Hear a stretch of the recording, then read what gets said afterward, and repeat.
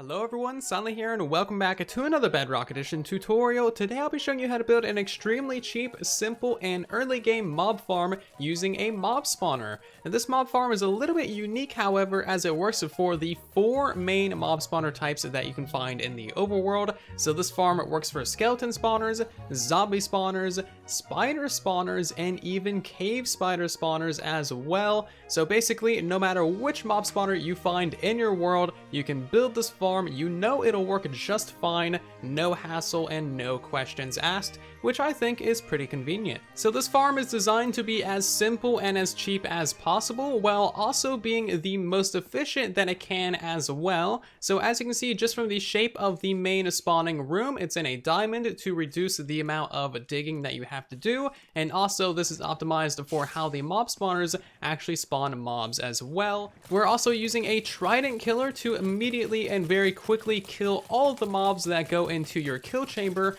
Trident killers are extremely easy to build, very reliable, and actually very cheap as well. They drop experience for you, and they can also apply the looting effect to the mobs that are killed as long as you are holding a looting sword. If you have any questions at all about how trident killers work or the reliability of them, I would encourage you to check out my trident killer tutorial in the upper right, and is linked down below as well. So keep in mind that this farm is extremely optimized for the Bedrock Edition, and it will only work on Bedrock. If you're playing on any other platform, Java Edition or Legacy console, this farm will not work for you. This is specifically designed and tailored to the quirkiness of the Bedrock Edition. So as you can see, this farm is extremely simple and straightforward, and we're going to show it in action as well. So right now for demonstration, I have 4 spawners in the main spawning room, and that is just over there, just out of distance from our kill chamber, so that these guys can build up basically infinitely.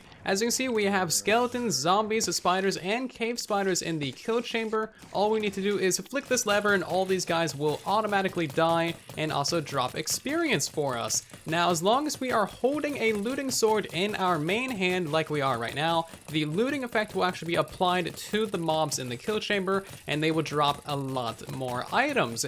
Now, of course, you do need to stand rather close to this to actually pick up the experience, but that's perfectly fine. And occasionally you'll see that some spiders get stuck for like a couple seconds, not a big deal. All mobs eventually die from the trident killer. As you can see, it's very straightforward and also supplies you with a ton of items from your spawners as well. So let's hop into the tutorial, shall we? For those of you who are curious, there's going to be a full materials list for this build down in the description of the video for your convenience, so that you can know all the materials that you need to build this. So the first thing that you want to do is, of course, secure your spawner room. So mine it out a little bit, kill all the mobs in the area, and then of course light up the spawner and the walls as well to prevent anything from spawning and trying to kill you. So this next bit is probably the simplest part of the entire farm, although it's likely also going to consume the most of your time, since you need to mine out the spawning room. So the spawning room is the minimum size it needs to be the most efficient, allow all the mobs to spawn, and allow the spawner to spawn the most mobs that it possibly can. So what you need to do is you need to make sure that there is 2 blocks of air right above your spawner, and then your ceiling is going to be on the 3rd block up, technically, as you can see, 2 block gap. We need to have 6 blocks underneath our spawner, as you can see, 3, 4, 5, and then the 6th block, and then technically the 7th one is going to be your floor. Now we need to mine out the rest of the room, and this is going to be a 9x9 diamond shape, because the spawners on Bedrock Edition spawn mobs in a diamond shape instead of a square, which is the standard for like Java and Legacy console. Bedrock Edition is very weird. Anyway, so from the center pillar, you want to go out by 4 blocks in every direction, and then that's going to tell you where your walls should be. And then of course you just turn this into a general diamond shape. So as you can see, it's 4 blocks every direction from the center pillar, and then you can mine that out 2 above your spawner and 6 below. So here's a little bit of an overhead view of the current mob farm as we have it. The entire spawning room is mined out, and I have marker blocks on the floors and walls just to help you guys kind of orientate yourself and know what I'm talking about. So of course, go ahead and mine out the entire room. So while you're still working here in your spawner room, go ahead and place a slab right on top of your spawner. That will prevent anything from spawning up there and of course getting stuck. And now what we need to do is we need to install our water streams. Basically, what our water streams are going to be doing is collecting all of the mobs from the spawner, sending them off in one direction, up a water elevator, and then over, and then dropping them down into our kill chamber. So basically, what you need to decide is which direction you want your actual kill chamber to be in. I'm going to choose that our kill chamber should be over there. So basically, what we want to start off doing is mining through this wall by 6 blocks. So that's going to be 1, 2, 3, 4, 5, and then 6. And let's also clear out the left and the right sides as well, going all the way back to meet up with that wall. So now that we've mined out this little bit of a hallway, we need to go all the way to the very back of the hallway and mine out these 6 blocks here in the floor. Let's go ahead and replace those things with some soul sand. And now we need to mine out these 3 blocks, mine out the 3 blocks below them, and then place in some cobblestone walls. That's just going to push the mobs up into your water elevator. So now we need to turn around. We need to mine back in 3 blocks into that direction. This is going to allow the water from that room to flow down over those walls. So now go to the end of your hallway and go over to the left side by 3 blocks. Basically just mine out this whole little area. And this right here is actually going to be the bottom of your kill chamber. I'm just going to go ahead and mark that with some identifier blocks just so we are aware of where that is. We're not completely worried about that right now, so we're just going to go ahead and continue blocking that back up. But basically now what we want to do is we want to mine 7 blocks above all of our soul sand. As you can see, we've already mined out 2, so we need to go up by 3, 4, 5, 6, and 7, and then mine that out above each one of your soul sand blocks. As you can see, that is now mined out, and we have room for our water elevator. So now get up to the top of your little water elevator shaft and then go over to the left side again by 3 blocks. And then you probably guessed it, we need to mine downwards, and that's going to be coming out right into our kill chamber. So go ahead and grab yourselves a few signs, and we need 3 signs in these locations right here. And we also need another 3 signs right there just to prevent the water from our water elevator from actually flowing backwards and kind of messing everything up down here.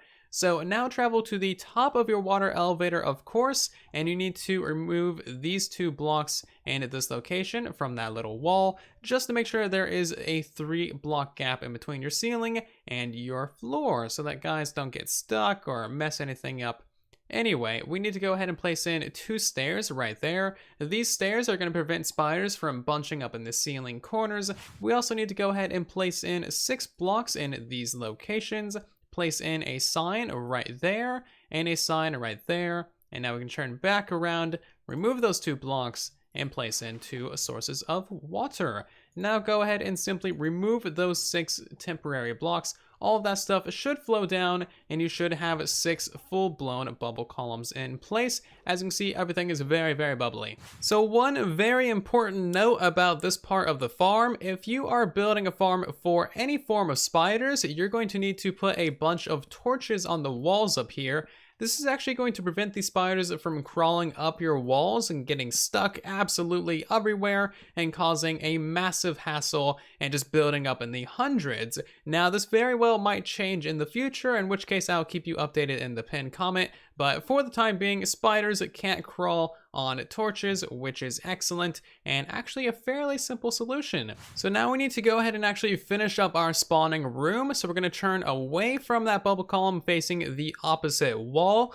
and then we're going to mine out these 3 blocks right here and these 3 blocks on the opposite corner so that we have that kind of general shape. We now need to place a water bucket right there, a water bucket in that far corner, 1 over there, and 1 in that side as well. We just need to place in 1 more water source right there. That's going to push all of the mobs from your entire spawning room down and into your actual little area. And apparently you also need to remove those 3 blocks, so that's totally fine. Remove those, and that'll push everything directly into your bubble column. So now we need to finish up our kill chamber, and what you want to do is make sure that you are facing your actual bubble water elevator thingies.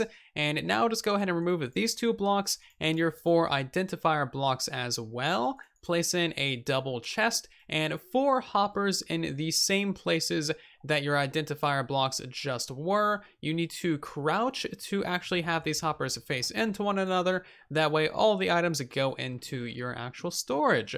hop up here real quick, and we need to place in 2 sticky pistons facing into our farm, and then 2 carpets right there. Place in 2 walls in front of all of that, and then 2 trapdoors like so. And then if you want to, you can place in a couple pieces of glass above that, just so you can kind of see all the mayhem happening in the kill chamber. These trapdoors and these walls prevent anything from ever escaping our kill chamber, and then you just want to go ahead and flick those trapdoors down. Alright, so now we need to install the tiny bit of redstone for your Trident Killer. The first thing that you want to do is place in a block right here with a lever on it. That's going to be your on and off switch for the farm.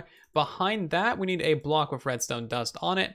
Make sure you remove the block that's right here so that you don't power your hopper. If you power your hopper, it will not transfer or pick up any items.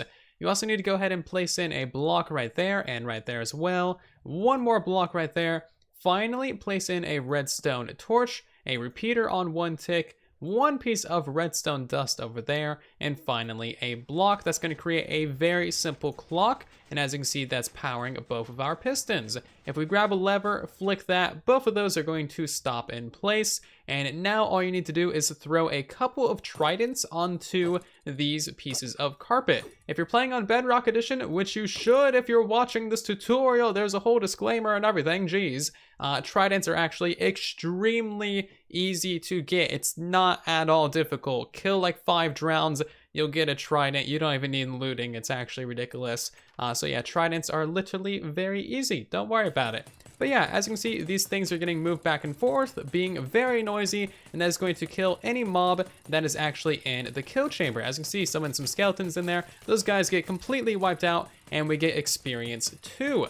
Keep in mind, you need to be standing rather close to these walls to actually collect the experience. The final step is to simply tunnel into your main spawning room and then simply remove the torches on the far walls first, away from the mouth of your tunnel, and then carefully remove the torches on your actual spawner. That way you don't break your spawner. Be careful, these guys will start spawning as soon as you remove that torch, and then you will need to fight for your life. Also, go ahead and remove that torch on the wall. Remove any additional torches and blocks that you might have in here. Block that up, and now your farm is active. So in case any of that was a little bit confusing or unclear, luckily I'm not actually building underground in this tutorial, so you can see exactly how everything works. As you can see, we have the main spawning room. Everything gets flushed down into our water stream, up into our soul sand water elevator.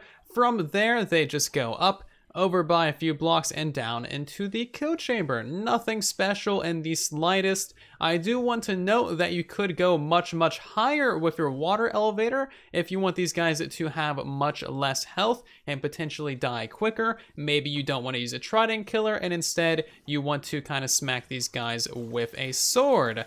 Yeah, that's a thing that you could do. You could just make your water elevator go much higher. And here you can see the Trident Killer just absolutely chewing through tons and tons and tons of mobs.